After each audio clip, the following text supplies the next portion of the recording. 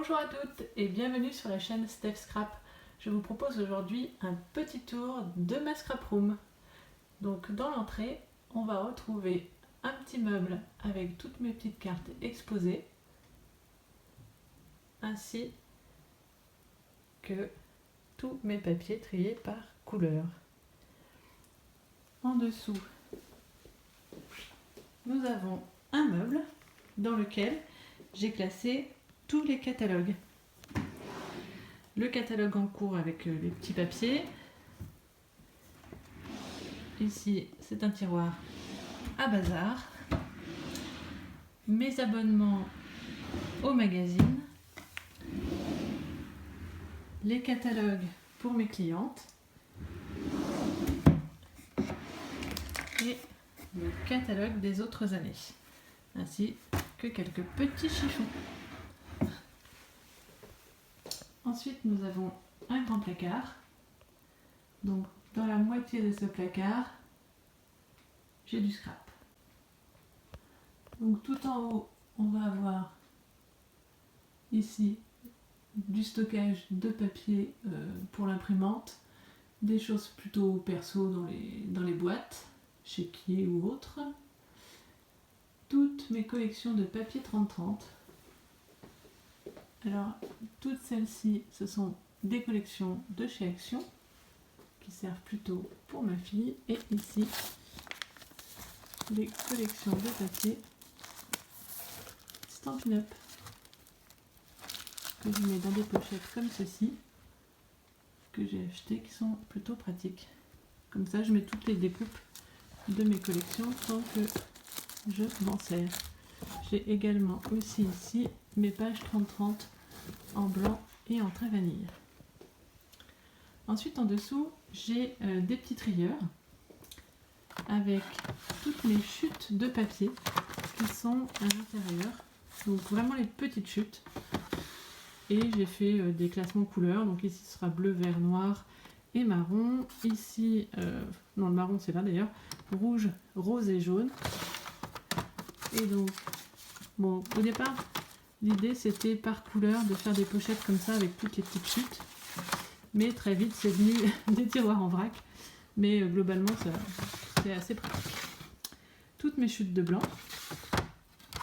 Les chutes de papier design. Et les autres papiers qui peuvent être des papiers métallisés ou des papiers d'autres collections qui ne sont pas du Stampin' Up. Ici, vous avez un petit tiroir avec mes papiers en 15-15. Donc là, je les laisse tout simplement dans les pochettes d'origine.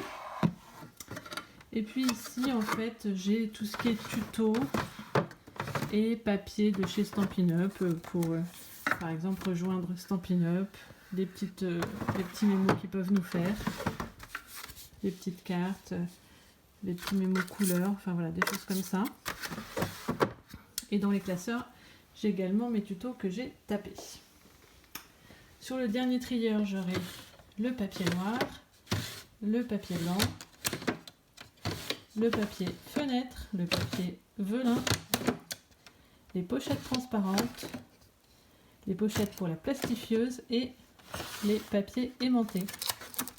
Donc en fait, j'achète des papiers comme ceci qui sont autocollants et aimantés que je viens coller sur les cartons où il y a mes matrices de découpe.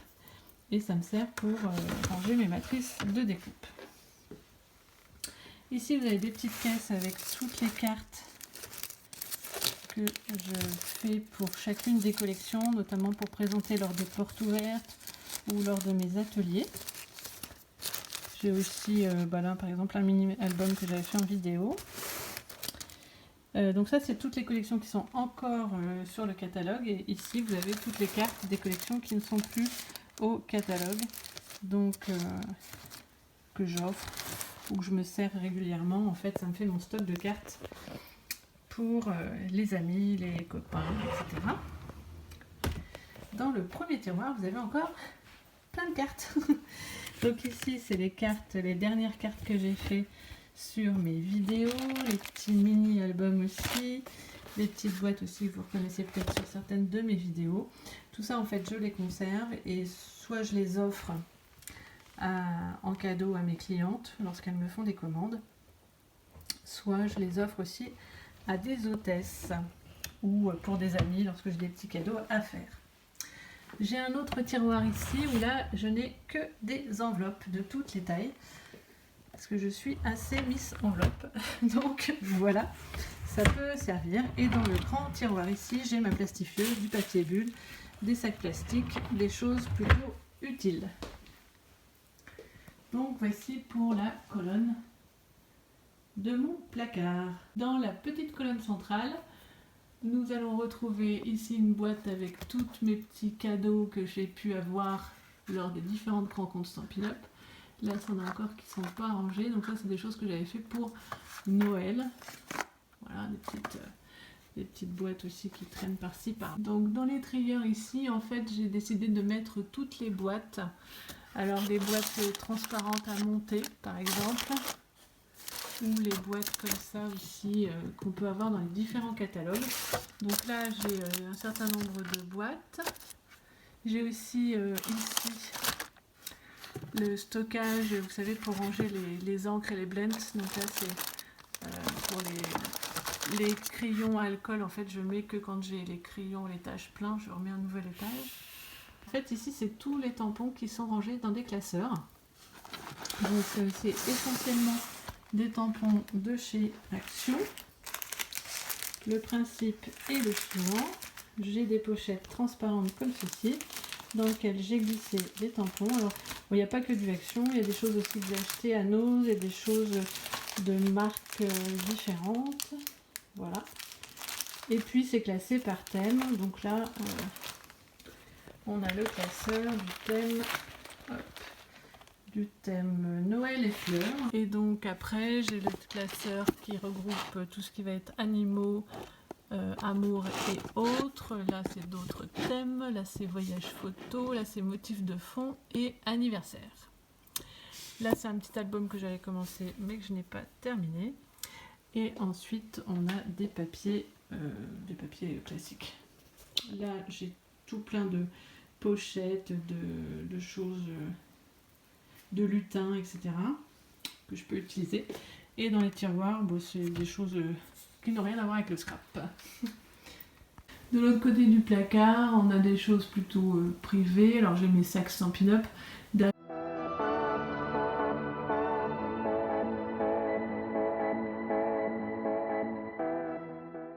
Ensuite, si on tourne, ben, en fait tout là c'est l'espace qui est pour ma fille, avec tout plein de photos qu'elle a mis sur un grand panneau métal avec des aimants. On retrouve ici tout ses petits ciseaux, son petit matériel, et puis des petites choses qu'elle a mis un petit peu partout. D'ailleurs vous avez une de ses créations ici que je trouve super chouette. Donc après là dans les tiroirs, c'est tous les tiroirs qui sont son matériel, donc elle a tous ces petits trucs de création qui sont rangés dans ces tiroirs. Ensuite ici c'est le coin Big Shot, donc avec ma machine de découpe. Les deux premières rangées là ce sont tous mes die et classeurs de gaufrage, et ici c'est des tampons qui sont sortis du catalogue et que l'on souhaite conserver. En haut vous avez plein de petits pots, alors vous avez des petits rubans dans certains pots qu'on a classé, donc ça c'est tout ce qui est récup, petits rubans de récup qu'on a classé par couleur, des petits pots avec des washi tape, des feutres à alcool, voilà, des petites choses comme ça qu'elle utilise de temps en temps. Donc là c'est les tampons comme je vous l'ai dit, et je vais vous montrer. Donc là j'ai un bac avec tous mes plioirs de gaufrage. Donc là ils sont simplement classés par tout ce qui est Stampin' Up et pas Stampin' Up. Et après j'avais fait des thèmes, fleurs, arabesque, Noël. Bon après j'ai pas énormément de classeurs de gaufrage, je suis pas une grande spécialiste du classeur de gaufrage, mais c'est un des axes de progrès.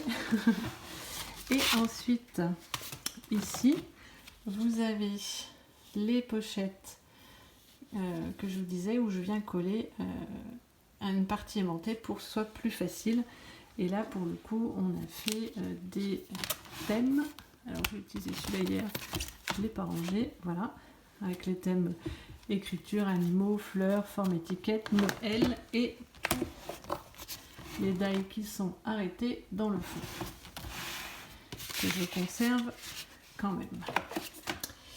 Ici, c'est d'autres pochettes avec tout ce qui est matrice de découpe, mais qui n'est pas de chez Stampin' Up.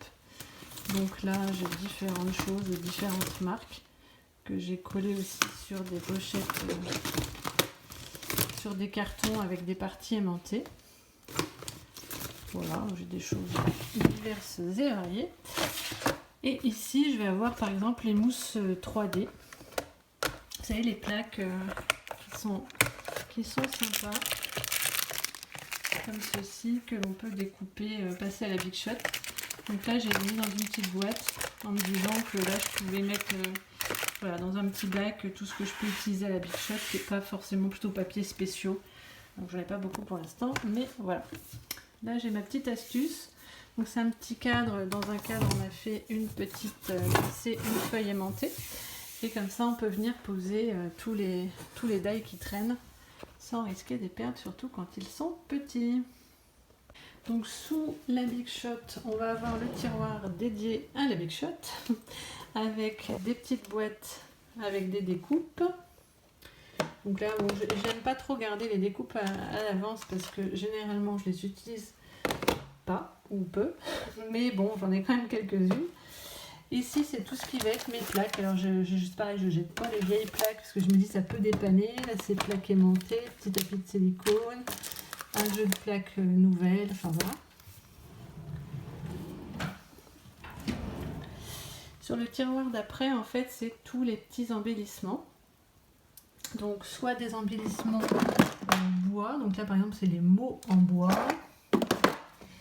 Ici, c'est les badges. Là, c'est une boîte qui n'est pas triée. Là, dans cette boîte-là, c'est les embellissements plutôt... Alors là, c'est des boutons et du métal. Après, là, c'est du métal et voilà. Plutôt les embellissements métal, globalement. Et puis, dans cette... alors, j'ai pas encore mis les onglets métal. Et dans celle-ci, c'est les embellissements bois avec des thèmes. Alors là, c'est des flèches. Là, c'est des vêtements, thème vêtements. Le thème printemps. Voilà, bon après, c'est une fille qui a fait le classement. On a essayé de mettre des onglets, mais alors les autocollants que j'ai pris ne marchent pas du tout, donc il faut que j'en remette d'autres. Et donc ces petites boîtes sont assez pratiques. Et c'est Soluscrap qui fait ces collections-là. J'avoue que je trouve ça plutôt pratique pour ranger tous les petits embellissements. Donc j'en ai d'autres pour classer aussi ceux-là. Mais j'ai pas encore pris le temps de le faire. Ici vous avez un classeur avec tout plein de stickers. Voilà.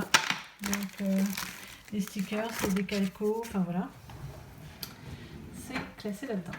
Alors après les deux tiroirs d'après, c'est un peu les tiroirs fourre-tout. Donc en fait, lorsque je fais les magasins et que je vois des idées pour faire des cadeaux hôtesses ou pour faire des projets, des fois j'achète un ou deux pour me dire je vais faire un prototype et c'est stocké ici en attendant d'eux. Là vous avez en dessous des tampons bois. C'était un projet cadeau hôtesse. Là un cadre pareil parce que j'ai un projet pour faire un cadre, un projet pour décorer les choses comme ça pour faire mes ateliers.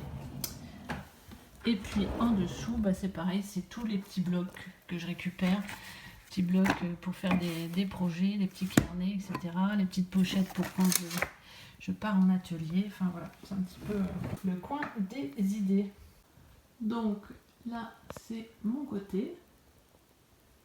Alors, en fait, tout en haut ici, j'ai tout plein de petites décos que j'ai mis, voilà, parce que c'est tout plein de choses que j'aime bien avoir, des idées de création et que je change de temps en temps.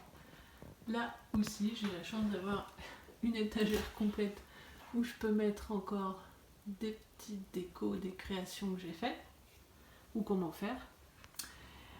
Ici, ce sera les tampons de Noël essentiellement, et puis quelques tampons qui sont arrêtés.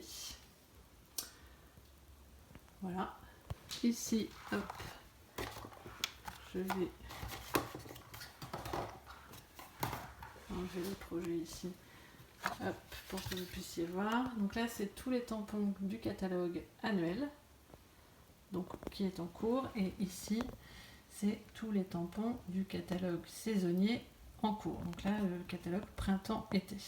Donc en fait, je mets tout le temps en bas les tampons que j'utilise, que j'ai les derniers achetés en fait. Et puis après, quand ils passent au catalogue annuel, je les reclasse dans le catalogue annuel. Et quand ils sortent, ils remontent encore d'un cran. Alors après, je fais un tri pour savoir ce que je vends et ce que je garde. Donc là, c'est tous les petits tampons Florilège. Là, c'est les tampons de chez Graffiti Girl que j'aime bien. Et puis j'ai quelques Florilèges et des Shoe and Flowers qui sont ici. Donc ça, c'est ceux que j'aime le plus, que j'ai mis ici parce que je les utilise quand même régulièrement. Ensuite ici vous avez toutes mes perfos que j'ai mis dans des petits casiers en bois, et puis bon là c'est vraiment des petites cartes et des EV qui sont restés sur cette partie là. Ensuite dans une petite étagère couchée j'ai mis toutes mes encres, et puis là j'ai mon petit meuble que je vous disais tout à l'heure avec les feutres à alcool. Au-dessus, on va retrouver les blocs, le scotch, les petits tiroirs comme ça.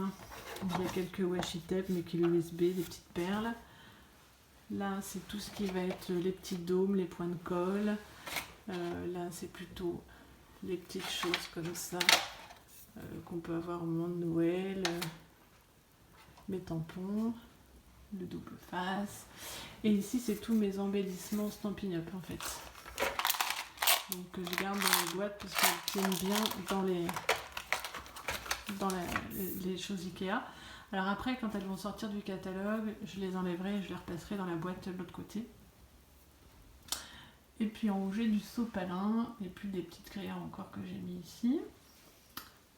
Ensuite, j'ai une lampe, un petit meuble en bois avec ici tous les petits poils à quai, les dots de chez Stampin' Up.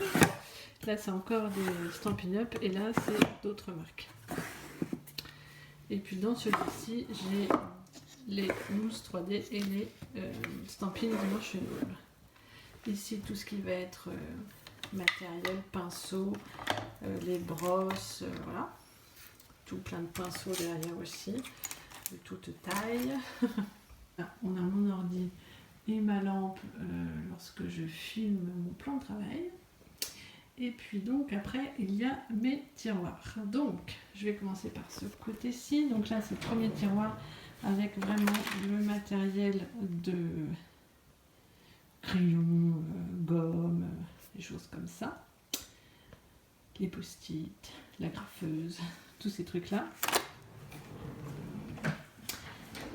Ici ce sera plutôt le tiroir pour ce qui va être patouille.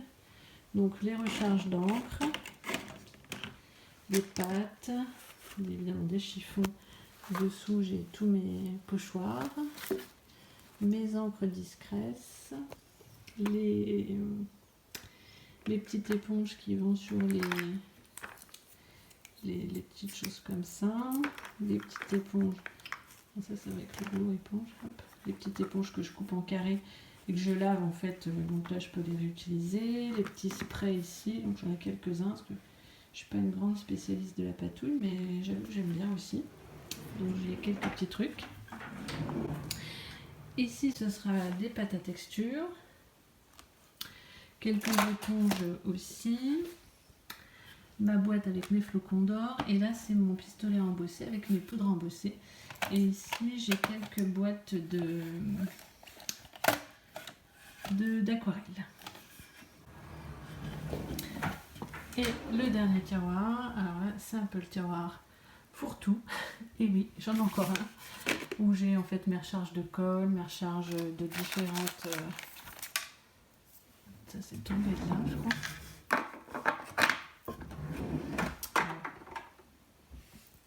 Différentes choses. Là j'ai une pochette avec des des feutres. Là j'ai encore plein d'embellissements que j'ai pas triés. Enfin voilà, encore des petites choses à faire dans ce tiroir.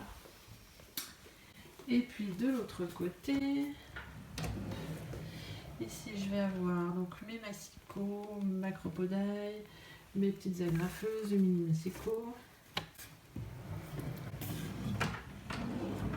Là c'est mon tiroir à ruban, sequins, les attaches parisiennes, les ficelles à rôtir. Ici c'est le tiroir avec les bacs de projets en cours. Donc en fait généralement les projets en cours c'est plutôt des mini-albums dans lesquels j'ai pas fini de coller les photos. Donc j'en ai un sur Disney et j'ai ceux-là que j'avais fait les vidéos où j'ai les photos qui sont déjà dedans mais je les ai pas collées. Et puis ici c'est tous les kits que je peux avoir, donc voilà. J'espère que ce petit tour d'horizon de la scrap room vous aura donné quelques idées de rangement en tout cas. Je vous dis à très bientôt pour une prochaine vidéo créative. Allez, bye!